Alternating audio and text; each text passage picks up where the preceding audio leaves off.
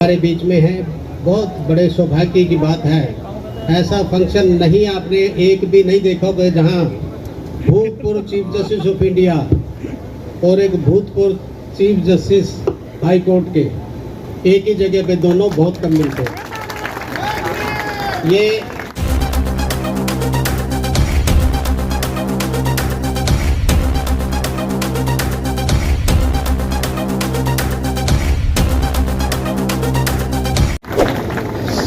सबका सौभाग्य है,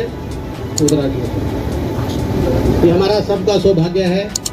इतना बिजी शेड्यूल इनका होते हुए और आज भी, क्योंकि ये हमने दिन इन्होंने तय किया था, हमने उनको कहा कि जो आर्बिट्रेशन का है आज डेट थी इनकी, उनको हमने कहा कि आफ्टरनून में लगाइए और आफ्टरनून तक हम फारिग कर देंगे, जिसकी वजह से आज यहाँ पे है ये।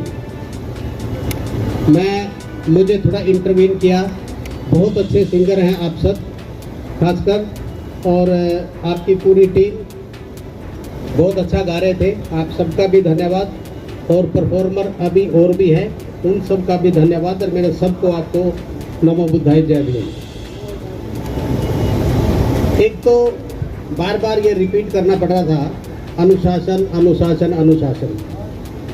देखो, याद रखना, कितना बड़ा हुजूम करो, अगर अनुशासन में नहीं है तो आपका कोई भी मिशन कामयाब नहीं होगा।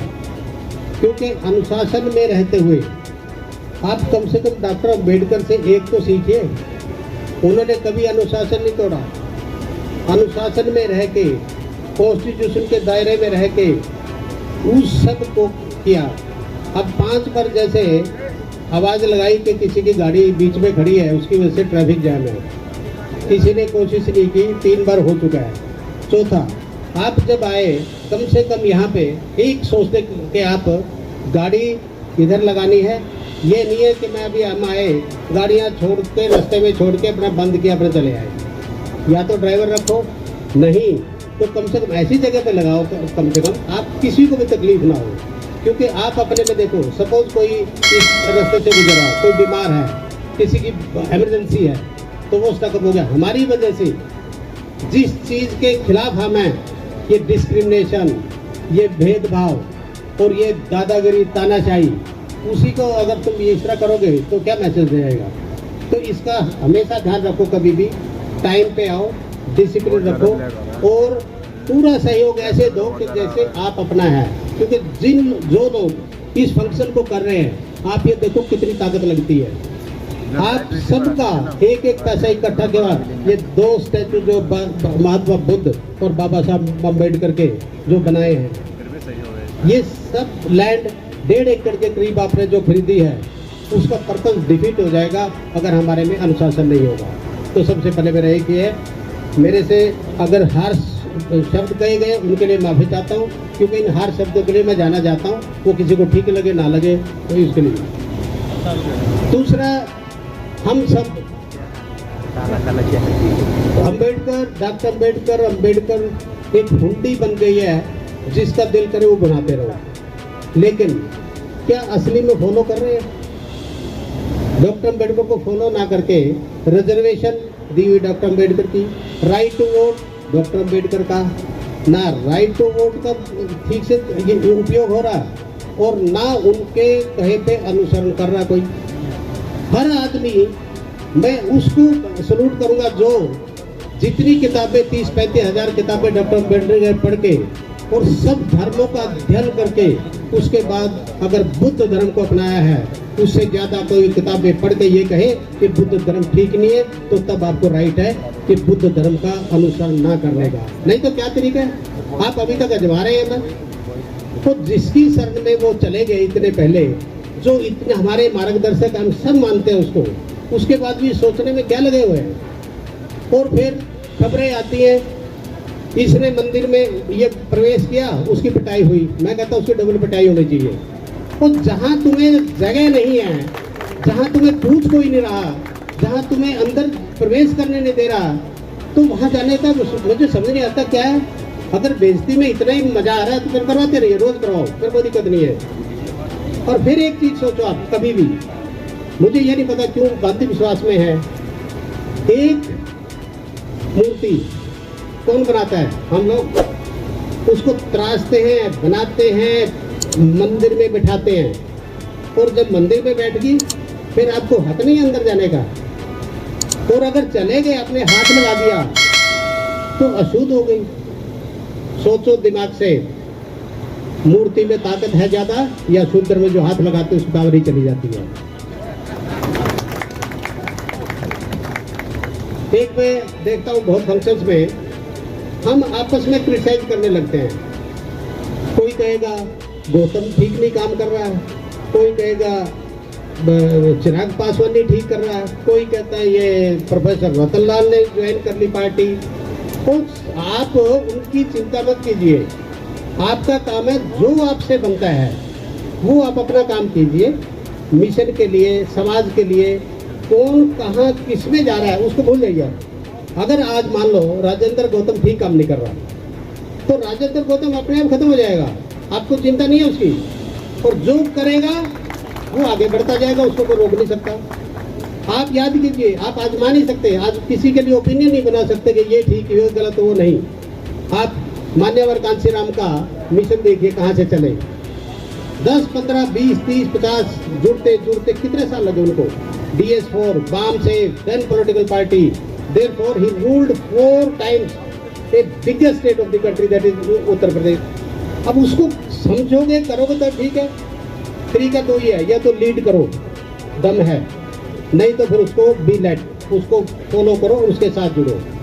किसी का ये मत सोचो ये आगे चला जाए तो क्या है, क्योंकि ये जो जेलस की भावना अंदर है हमारे कई बार कि ये तो कुछ भी नहीं था कल, ये तो वहाँ चला जाएगा, ये यहाँ चला जाएगा, और जिसने जाना वो रुकेगा नहीं, याद रखना।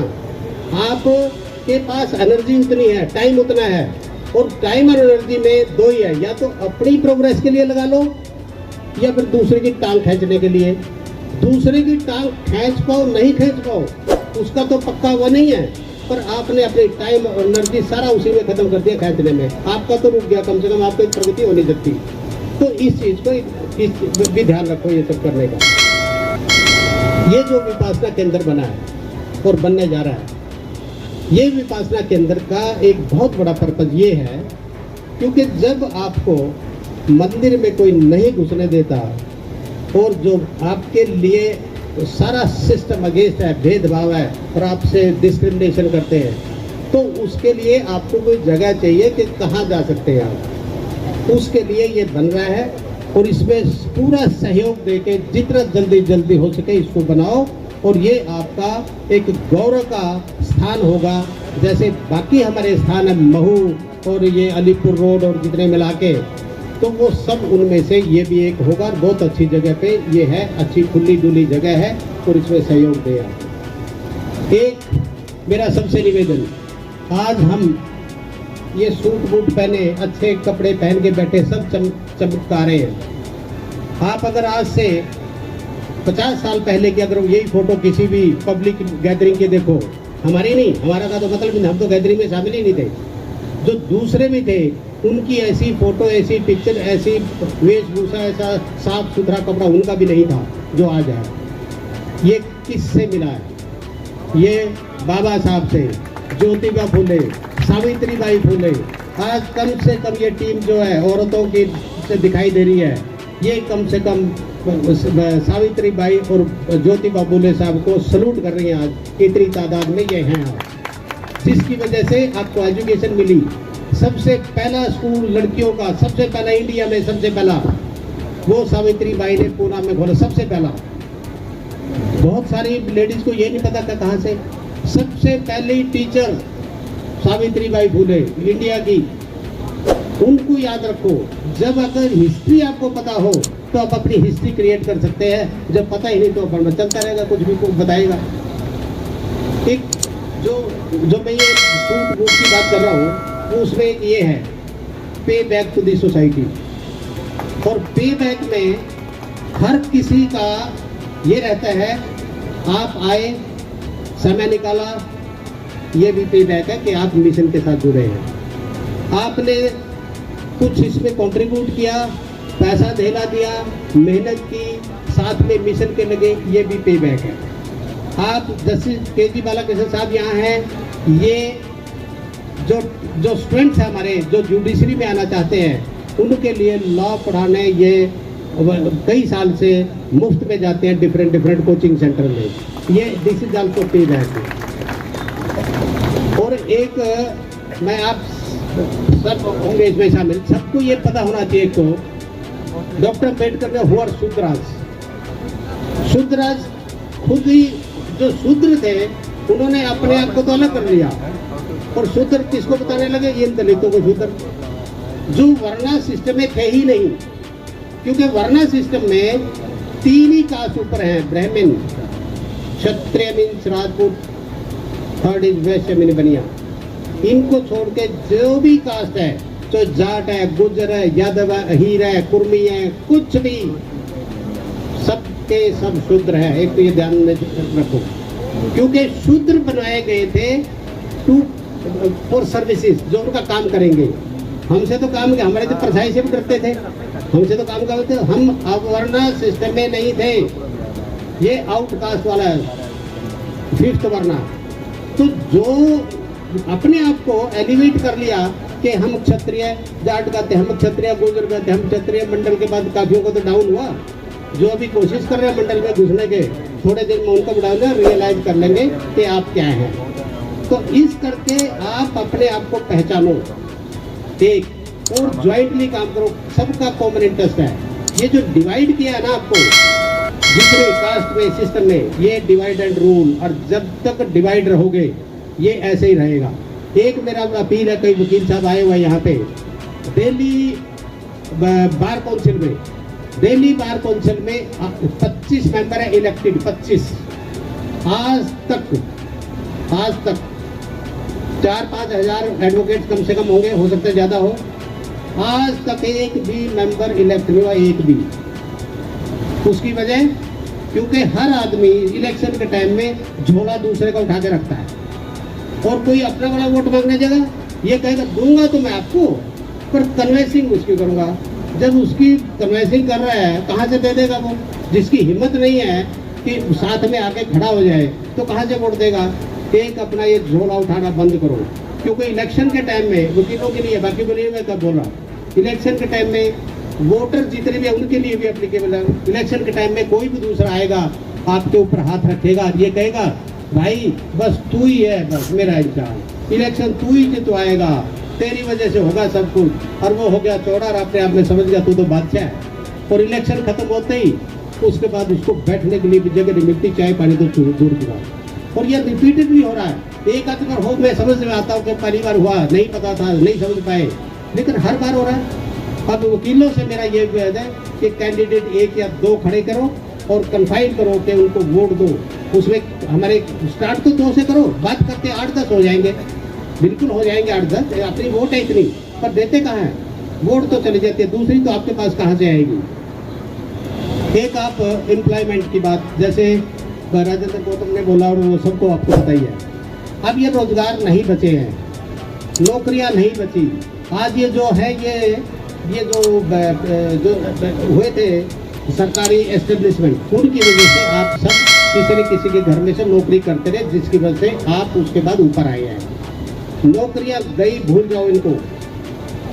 आप जैसे मर्जी संघर्ष करो, नौकरियां नहीं मिलेंगी, क्योंकि जहां नौकरी थी वो कम हो गई है, और या वो ठेकेदारी पे, कॉन्ट्रैक्ट पे कर दिए। आपको कोई मौका मिलने वाला नहीं है, ध्यान रखना। अब आप अपने आप को सोचो कि आपको क्या करना है। नौकरी लेने की होड़ की बजाय ना, नौकरी देने वाला की करो कुछ से छोटा मोटा काम दो करो। और जिसका कैलिबर है, जिसका कैलिबर अच्छा, और जैसे गौतम ने कहा कि उनके पेरेंट्स की फाइनेंसिस की हालत अच्छी नहीं है, दे कांट अफोर्ड कि उनको अच्छी एजुकेशन दे, उनको डॉक्टर बनाए, इंजीनियर बनाए, वकील बनाए, चार्टेड अकाउंटेंट बनाए, उनकी नहीं है। उनके लिए मेरा आप सबसे निवेदन है, अगर बच्चा टैलेंट है उस बच्चे में, तो उस बच्चे के टैलेंट को देखते हुए एक बच्चा जो कर सकता है, एक बच्चा अडॉप्ट करो। जिनकी कैपेसिटी, उनकी बात कर रहा हूँ। बच्चा अडॉप्ट करो। अडॉप्ट क्या करना है? अपने घर में लेके आना बच्चा। आप उस स्कूल में, उस कॉलेज में, उस इंस्टीट्यूशन में डायरेक्ट फीस पे करो, ताकि वो इंजीनियर, डॉक्टर, वो कुछ बन के आएगा और इस समाज के लिए वो करेगा। ये एक और मेरा जो सबसे मेरे दिल के क्लोज जो है, क्योंकि मैं जुडिशरी से हूँ। मैं एडवोकेट था, फिर ये जज बना, अब मैं चीफ जस्टिस रिटायर हुआ हूँ। आप मान के चलो, जो मैं बात कर रहा हूँ ये फैक्ट्स एंड फिगर पे। सैंक्शन स्ट्रेंथ पूरे हाई कोर्ट जजेज के पूरे इंडिया में 1160 जजेज, 1160। और 1160 में SC ST के आज के दिन सिर्फ और सिर्फ 33 जजेज, 33, 1160 में से 33 बस। और ये SC ST दोनों को बता रहा हूँ। और अगर BC OBC नहीं बात कर रहा मैं, BC पूरी बैकवर्ड कम्युनिटी, उनकी अगर बात करूँ तो 95। दोनों को अगर मिलाओ 18% भी नहीं बनता, 18%, याद रखना। ये 18%, 85% का सिर्फ 18%, पूरा नहीं बनता 18 भी। और बाकी 15% का ये सब सारा हिस्सा किसकी गलती? हम सबकी गलती, आप लोगों की गलती। क्यों? जुडिशरी को किसी ने समझा ही नहीं, जबकि जुडिशरी के थ्रू ही सब कुछ निकलता है। हर आदमी, जब आप पुलिस स्टेशन में जाएंगे, पुलिस स्टेशन वाला कहे भाग यहाँ से, कोई एफआईआर नहीं लॉन्च करनी, तो आप क्या कहेंगे? वहाँ कोर्ट में जाऊँगा। कोर्ट में आपकी सुनवाई ना हो, कहाँ जाओगे? मैंने एक भाषण में कहा है, जो जुडिशरी है, जुडिशरी एक तरह का हमारे लिए, खासकर हमारे लिए एक अस्पताल है। हम बीमारियां लिए घूम रहे हैं, किसी की प्रमोशन रुकी, किसी का ACR खराब होगी, किसी की डिसमिसल है, किसी की टर्मिनेशन है, कोई सस्पेंशन है, किसी के रिटायरमेंट बेनिफिट रुक गए हैं। अलग अलग बीमारियां हैं ना ये, इनके लिए कहाँ जाओगे? एक डॉक्टर, 2 डॉक्टर, 3 डॉक्टर, कहीं भी इलाज मिलेगा? वो कहीं ना कहीं कहाँ कोर्ट्स में है। और कोर्ट्स में जब जाएंगे आप, क्योंकि सबका इलाज वहाँ पे जजेज नहीं है। जैसे कहा ना, सरकारी स्कूलों में टीचर नहीं, पढ़ाई नहीं, बंद हो रहे हैं। तो इस करके इस चीज़ पे भी जोर दो कि जुडिशरी में हमारा प्रॉपर रिप्रेजेंटेशन हो। उसके लिए हर कॉर्नर से आवाज़ होनी चाहिए। और जब तक वो नहीं होगा, तब तक आप सोचिए कि जितना आपका जो मिशन है वो पीछे की पीछे तरफ जाता है। आपके वोट प्रेशर से गवर्नमेंट कई बार आ जाती है उसमें दबाव में मतलब कोर्ट के चक्कर में वो आपको वो देती है और जुडिशरी उसको वापस ले लेती है। तो आपको जहां जरूरत पड़े, दुनिया भर की क्रिटिसिज्म हो रहा है, आप बिल्कुल क्रिटिसाइज कीजिए। मैं इस स्टेज से खड़ा होकर आज जो बोल रहा हूँ, आप ये सोचेंगे कि शायद ये रिटायर हो गए, उसके बाद भी बात कर रहा हूँ। बहुत सारे यहाँ पे दोस्त हमारे 2023 में मैंने ये बातें जो मैं आज बोल रहा हूँ, ये कि कितना रिप्रेजेंटेशन कितना होना चाहिए, वो मैंने 2023 में विज्ञान भवन से बोला। तब मैं चीफ जस्टिस भी नहीं था, हाई कोर्ट जज था। और उससे पहले जो जुडिशरी के हैं बच्चे, उनको ये पता कि उनका जो भी इशू होता था, वो इशू को मैं उठाता था। तो इस करके मेरा यह है कि जो जहाँ पर भी है वो वहाँ पे अपना काम कीजिए और दूसरे को अपना काम करने दीजिए। इन्हीं शब्दों के साथ मैं आपको बहुत बहुत बधाई देता हूँ सबको। मैंने खुद थोड़ा सा टाइम ज़्यादा ले लिया, माफ़ी चाहता हूँ। Thank you very much.